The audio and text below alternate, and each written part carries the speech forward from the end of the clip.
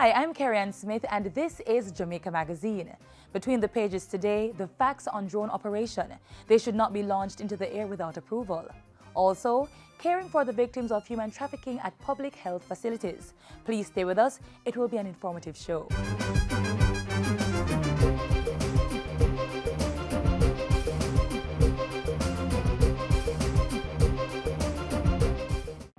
Want to know the law pertaining to renting a house? What about the procedure if you're arrested? Or what is defined as corruption? Then click on the Ministry of Justice website. It has information on every law passed in Jamaica. The House of Parliament portal also has the more recent year's pieces of legislation. The sites are easy to search and the files are downloadable. Make access to justice your business. Know your rights.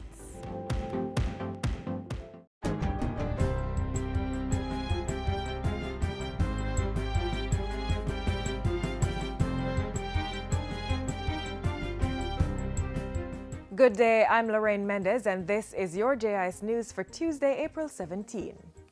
Trade, migration, climate change and skills training were among the topics discussed when Prime Minister Andrew Holness met with his British counterpart Theresa May this morning.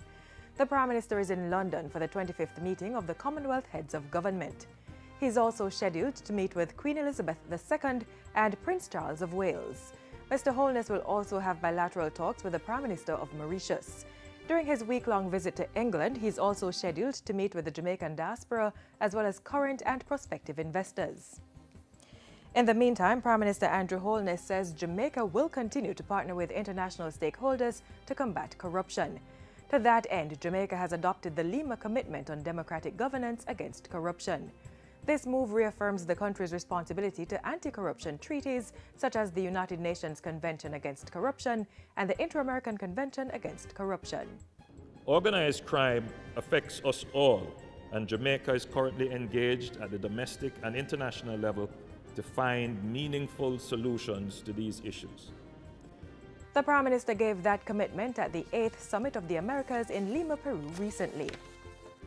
Back home, National Security Minister Dr. Horace Chang is calling for greater investment in technology to address security challenges in the region. He argues that while implementation costs may be a deterring factor, this will allow for more efficient use of manpower. Given the kind of challenges we have in the Caribbean, given the opportunities we have that emerge in the resort area, in services, in transshipment and so forth, I think the challenge is, can we afford not to have them? Because it is important that we maintain the atmosphere of safety that exists in the Caribbean, and that the challenges that are emerging will be dealt with early and decisively. Minister Chang was addressing the 10th Caribbean Regional Intelligence Conference in Montego Bay recently. He says the region must not be too complacent with its relatively safe environment from terrorism threats. The National Security Minister warns that the warm and welcoming nature of our tourism product could expose us to such threats. Is always a welcoming mat, so to speak, for our visitors, and they feel fairly comfortable and safe. But that also makes us exposed. It means that it's very easy for someone else to come in as a friend and do something very unfriendly. And those are the kind of issues that have to occupy the mind of those of us at the political level as to what we do to ensure that nothing really happens. Meanwhile, the National Security State Minister Rudyard Spencer has announced plans to expand the farm program at the Metcalfe Street Secure Juvenile Remand Center. On a recent tour of the facility, Minister Spencer said he wanted to see more produce being planted and sold to the public. We are going to look at the farm program and we are going to feed the youths with what we produce. And we are hoping to take the farm to a level where after we should have eaten what we produced, what is left will be for sale. The young male wards at the Kingston-based facility are involved in the planting of produce such as banana, pak choy, sorrel and aloe vera. There's also a poultry and fish farm. This is part of the skills training rehabilitation program to assist with the reintegration of wards into society. Before visiting Metcalfe Street, Mr. Spencer stopped at the South Camp Juvenile Remand and Correctional Center for young girls. He challenged the staff to use their influence and authority to make a difference in the lives of their female wards. In your care, in your charge, with all the responsibility that you have, is to ensure that they leave here a much, much better person and be able to make a meaningful contribution to the society to which they belong. Mr. Spencer will be visiting other juvenile facilities as part of his activities as the new State Minister for National Security. And finally, firefighters in Montego Bay and Kingston are now mobilized to respond to blazes on ships, docks and shoreside warehouses. Local Government Minister Desmond McKenzie presented the Jamaica Fire Brigade with 2 fireboats on Monday. Government is spending some $22 million to erect in Montego Bay at a cost of $14 million, and here in Kingston, $8 million to erect facility to house the men and women who will be working on these boats. In addition to the $385 million expenditure on the fireboats, Minister McKenzie also gave the brigade 2 fire trucks and pumpers on Monday. He says these are among several major investments being made in the organization. We have set aside $189 million to purchase more fire trucks, and through JSF, an additional 6 brand new trucks will be added to the fleet of the Jamaica Fire Brigade. The minister also revealed plans to build separate residences for female firefighters in Maypen with $15 million budgeted. And that's it for JIS News today. I'm Lorraine Mendez. Thanks for watching.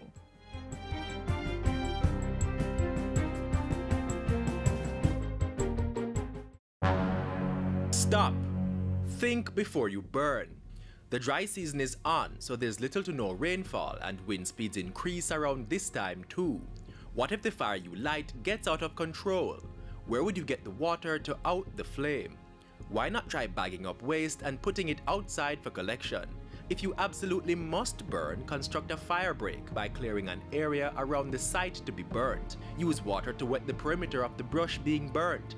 Burn in small piles and be sure to burn 1 pile at a time. If no water is available, ensure you have some dirt to douse the fire. Remember, take stock of yourself and think before you burn.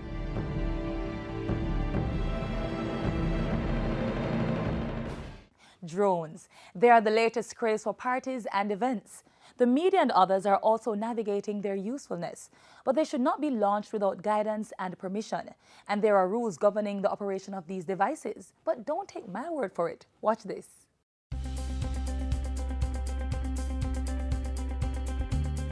Drones, more formally known as unmanned aerial vehicles, UAVs, or unmanned aircrafts, are used by many persons for various purposes. In recent years, there has been an increase in drone ownership and use in Jamaica, prompting strict regulations by the authorities. Commercial drone users are required to get a special aerial work permit from the Jamaica Civil Aviation Authority, JCAA, each time a drone or other unmanned power-driven aircraft that flies without a human operator on board is to be used.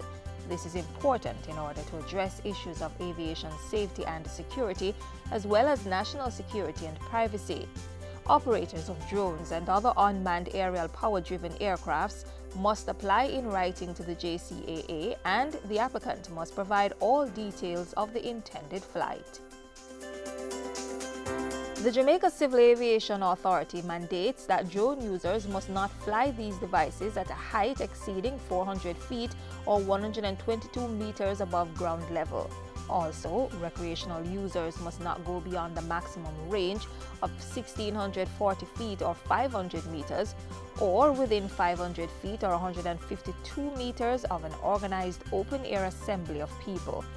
Nor should these drones or UAVs be flown over or within 165 feet or 50 meters of any person. The guidelines also demand that persons not operate these aerial devices over a private or public property or dwelling without prior permission.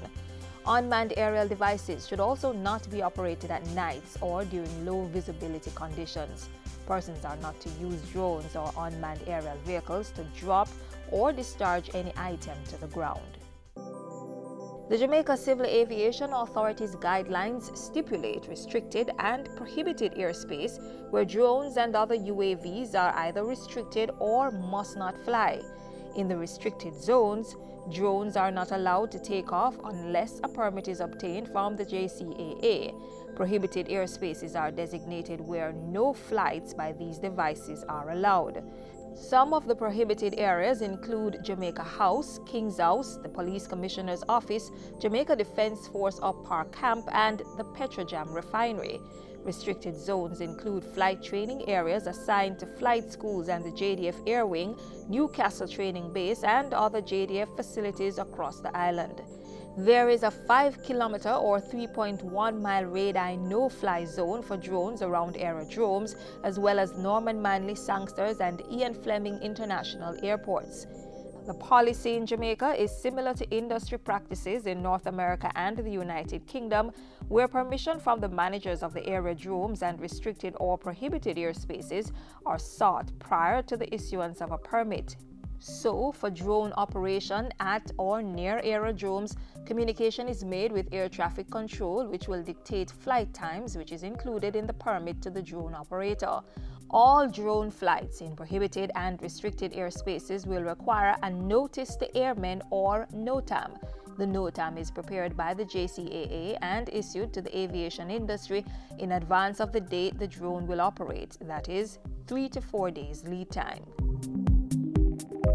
The Jamaica Civil Aviation Authority demands that UAV users cease operation of these devices once a safety hazard is apparent and should not resume operation until the risk is resolved. All incidents that occur while using these aerial devices must be reported to the authority in order for the cause to be determined and for corrective measures to be implemented. The JCAA inspectors and law enforcement officers have the authority to intervene at any time. So, operators of drones and other unmanned aerial power-driven devices are encouraged to heed the regulations or face the penalty if the matter is brought before the court.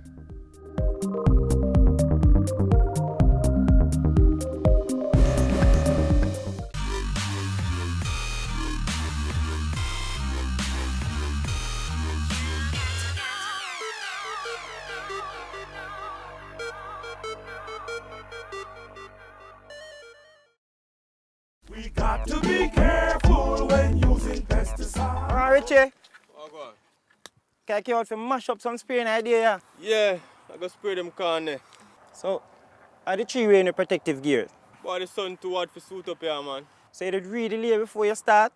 Wear protective gears. Your goggles, your respirator, your gloves, and a coverall.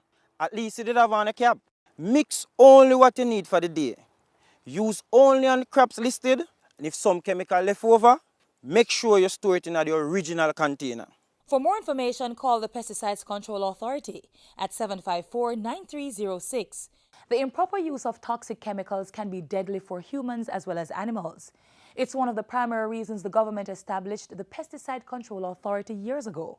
Up next, we explore the work of this regulatory body.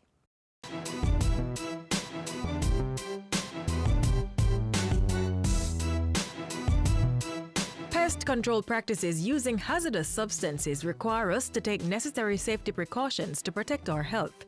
Any misguided idea as to the danger that can result from toxic pesticides must be dismissed from our minds, as we can be caught off guard by the lengthy period that might elapse before any signs of illness sets in.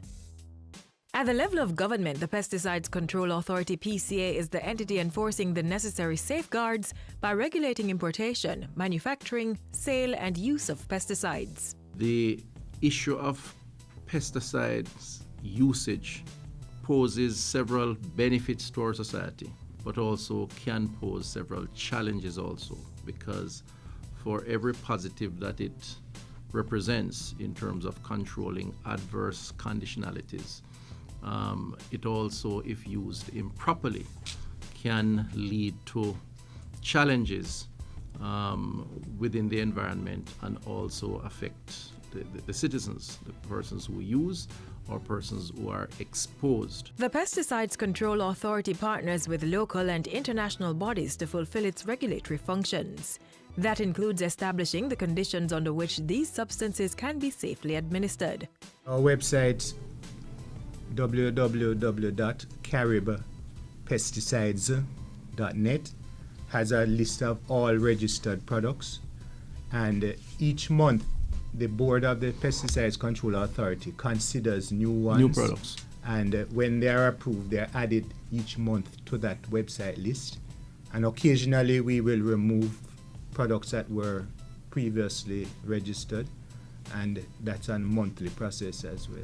In addition, the Pesticides Review Committee goes through and looks at the more toxic ones and decides whether to recommend to the board to phase them out or not.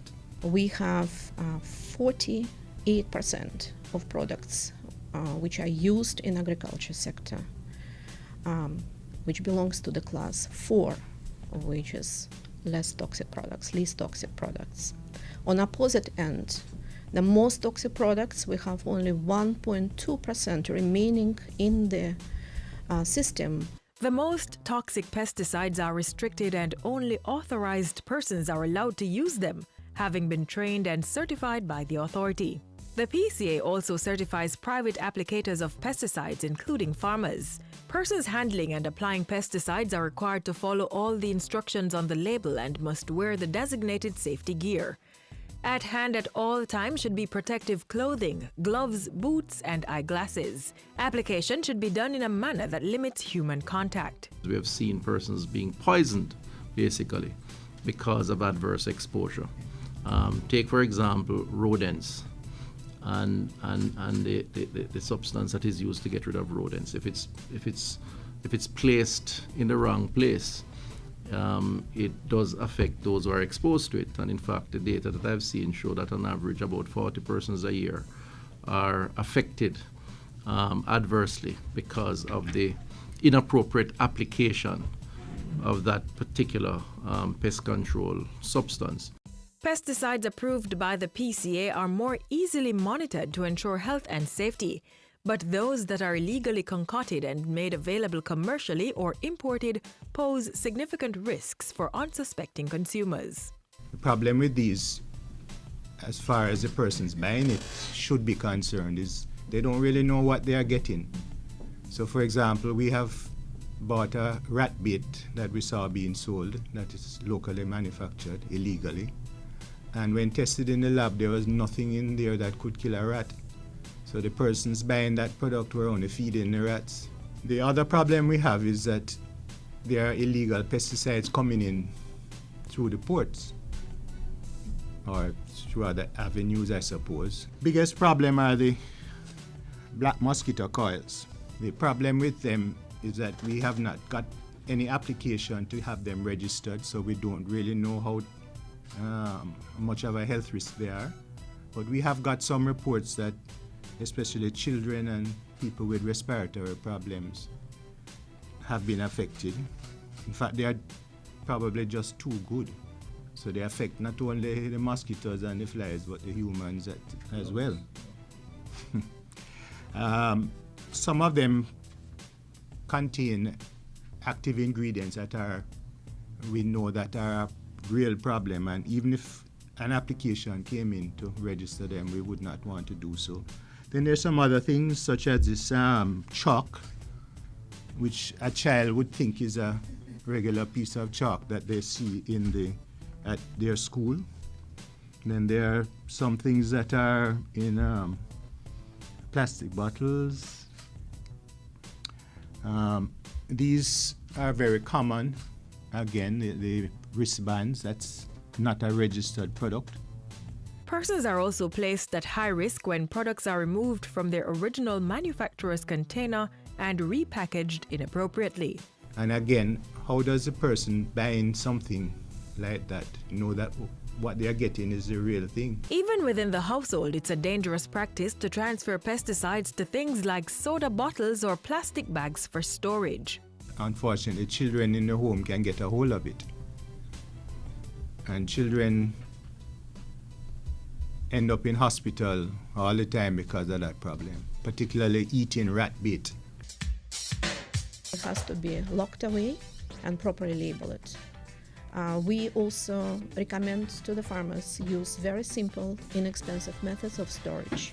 You don't need to be very, elaborate or fancy. You can use just maybe old shelf of refrigerator or old filing cabinet or just simply wooden box. For its part, the Pesticides Control Authority regularly collects samples of local and imported agricultural foods to test for residual pesticide levels. Farmers are encouraged to do their own due diligence by first determining the percentage of pesticide to use and following the label instruction for things such as dilution rates and the correct time to spray. The PCA provides simplified information to help in this process. We have done a mini survey to determine what possible practices the farmers are doing that could be causing the problem, and then we are going to be training them specifically in those. Farmers can also minimize the use of pesticides by practicing biological and cultural control methods, such as barrier crops, sticky traps, and crop rotation. Whether for commercial use, on the farm, or in the home, make pesticide use a last resort. Or, failing that, make it a priority to handle pesticides safely, because the life saved could just be your own. For more information, you can visit the Pesticides Control Authority website at caribpesticides.net. You can also email pca@cwjamaica.com.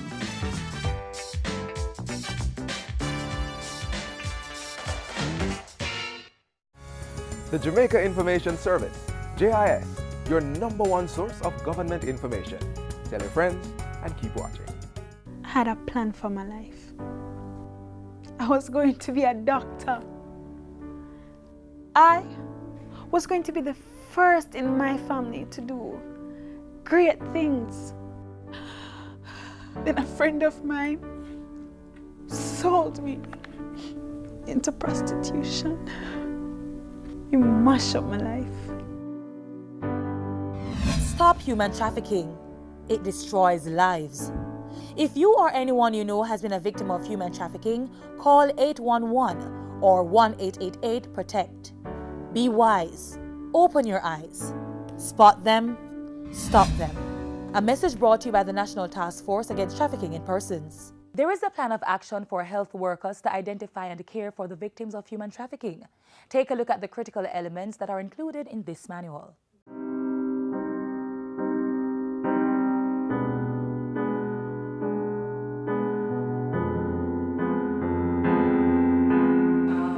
Trafficking in persons is a serious matter. It is perhaps a larger problem than many people understand. And health plays an important role because oftentimes these persons may present at health facilities because of any crisis that may arise, any health crisis that may arise while they are here in Jamaica or while they are held in these kinds of circumstances. And so it's very important that our healthcare workers engage in primary care, emergency care, mental health, pediatrics, and so on, are positioned to identify such persons. The development and the management of suspected victims of trafficking in persons protocol for health workers is therefore a step in the right direction, which is designed to be used as a guide and contains pertinent information concerning the identification and protection of victims. And it provides guidelines relating to the stabilization of patients, importance of confidentiality, requisite documentation, consent, and referral of suspected victims. So I want to congratulate the Task Force Against Trafficking in Jamaica for the completion of this document, and of course to recognize the work and the support of the Ministry of Justice and the Ministry of National Security in this important document. And that as many as 88% of sex trafficking victims may end up at our health institutions.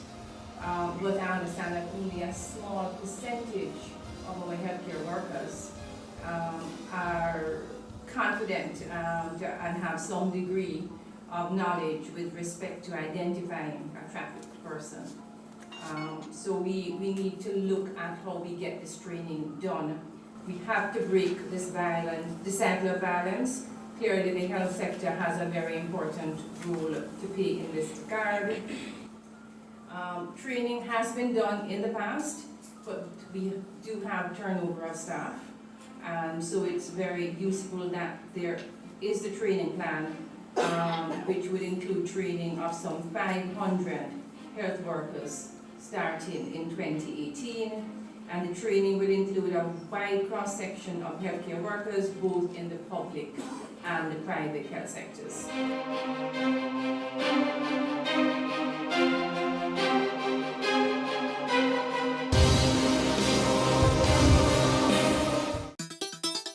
The Ministry of Science, Energy and Technology is now accepting applications for the 2018 National Innovative Competition under the theme Recognizing Excellence in Innovation. Submit entries to any of our 11 categories to win cash grants and trophies. Applications must bear the Jamaica Intellectual Property Office's JIPO seal to indicate authenticity of submission. Applications must be mailed or delivered to Mrs. Andrea Carr, Coordinator for the Innovation Awards Secretariat at the Scientific Research Council, SRC. For more information, call 1-876-927-1771 or visit the SRC website www.src.gov.jm. Application closes Monday, April 30, 2018.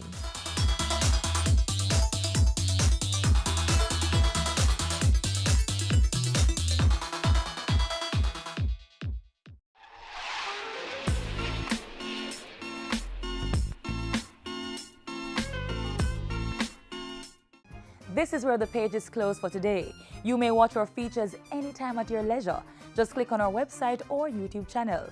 Our social media sites also have loads of information which you may find useful. Join us tomorrow on this station when we'll explore other informative programs. I'm Carrie Ann Smith. Take care.